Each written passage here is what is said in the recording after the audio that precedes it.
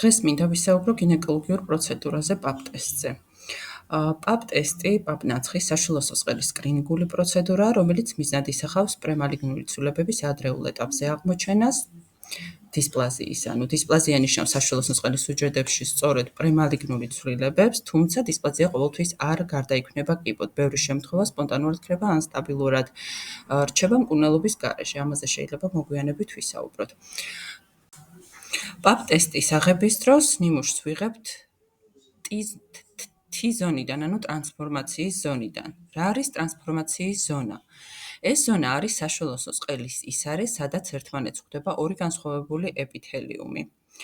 ბრტყელი ეპითელიუმი, რომელიც ფარავს ექტოცერვიქსს, გარე ყელს, აი აქ კი ხედავთ T-ზონის, ანუ ტრანსფორმაციის ზონის სურათს.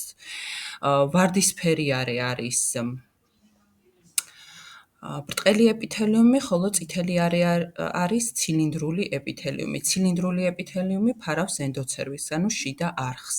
ბრტყელ და ცილინდრულ ეპითელიუმს შორის არის საზღვარი, სადაც ეს ორი ტიპი ერთმანეთს ხვდება, ანუ ერთდება. მისი მდებარეობა იცვლება ასაკის და ჰორმონული ფონის მიხედვით.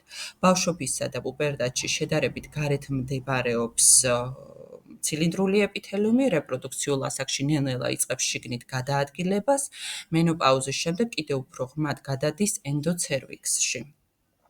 ამ გადაადგილების შედეგად ჩნდება ახალი შეწყვეტის ხაზი, ხოლო ძველი და ახალი საზღვარს შორის დარჩენილი სივრცე და ამას ვნახავთ ახლავე. ამ სივრცეს ეწოდება სწორედ ტრანსფორმაციის ზონა, ანუ ეს არის ზონა, ადგილი, სადაც მიმდინარეობს აქტიური მეტაპლაზია და სადაც დისპლაზიური ცვლილებები ყველაზე ხშირად ვითარდება. ამიტომ პაპ ტესტის აღებისას აუცილებელია ამ ზონის სრულფასოვანი ნიმუშის აღება. აქ კი ხედავთ, როგორ გამოიყურება ტრანსფორმაციის ზონა, ეს ვიზუალური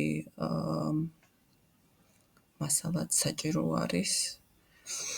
და ახლა ვილაპარაკოთ თუ როგორ ვიღებთ პაპ ტესტს.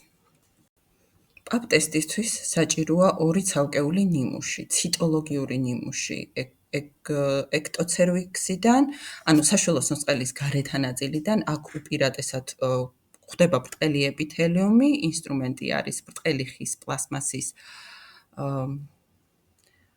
სპატულა, ასე ქვია ინგლისურად.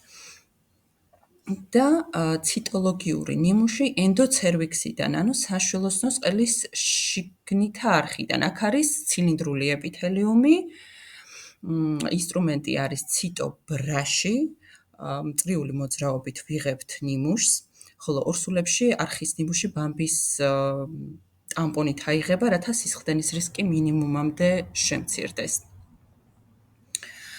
ახლა კი ვილაპარაკოთ ციტოლოგიის ტიპებზე, ანუ გვაქვს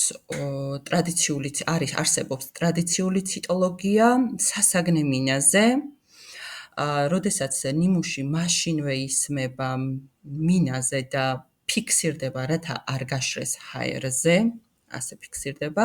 ხარვეზე ისა, რომ უჯრედების ნაწილი შეიძლება დაიკარგოს. ან გადაფაროს ერთმანეთი.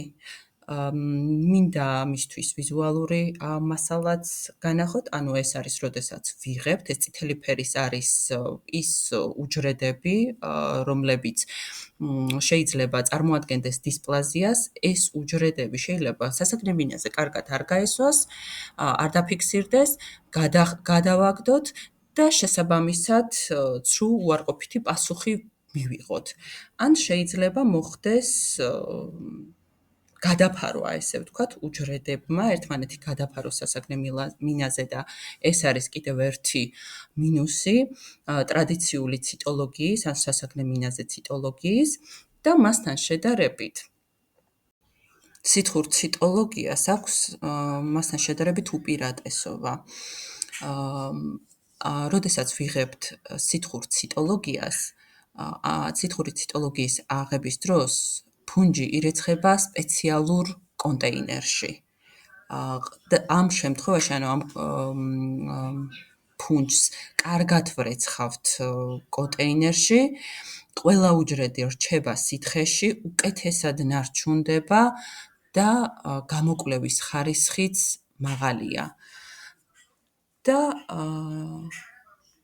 ასე გამოიყურება სითხური ციტოლოგია.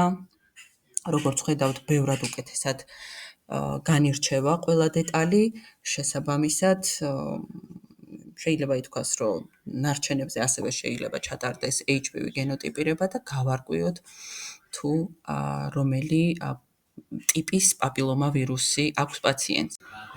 სულ ეს იყო დღეს, ამით ვამთავრებთ ვიდეო ლექციას.